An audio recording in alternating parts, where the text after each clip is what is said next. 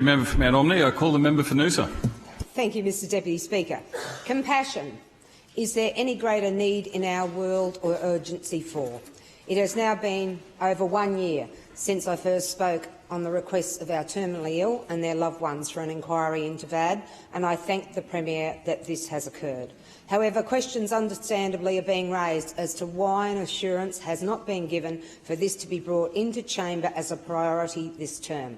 It is appropriate that current members of this parliament deal with any recommendations, including proposed new laws, as this inquiry was authorised by members of this parliament. Mr Deputy Speaker, as MPs, our focus must be those we serve, not on personal beliefs or aspirations. Our role includes a responsibility to bring respectfully into chamber the conversations that Queenslanders wish and need to have, regardless of which side of the fence they or we sit on. Work is needed to rebuild trust in politicians and in our systems. With VAD, aspersions are being cast. It will be utilised as campaign material in next year's state election. This is deeply concerning.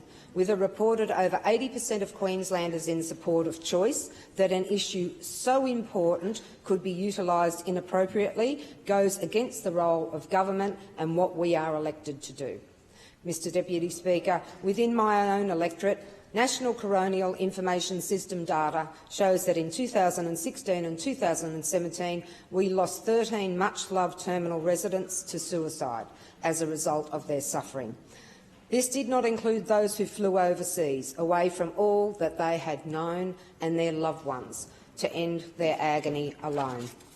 As part of ensuring the privacy and dignity of these beautiful people, I will not speak further on their trauma. However, a Victoria coroner into an end-of-life inquiry exampled an 82-year-old grandmother who used multiple items, including scissors, a 90-year-old grandfather, a nail gun. Beautiful, loved and loving human beings without mental illness made desperate in their suffering. The horror, loneliness and fear they must have felt cannot be imagined.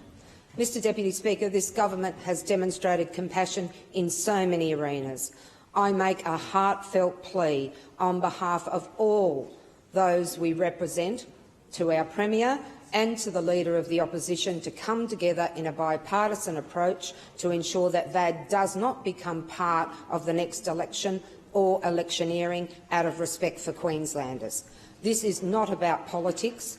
It is about our people, genuine compassion for them and their needs, not ours. Thank you. Thank you, member for Noosa. I call the member for Logan.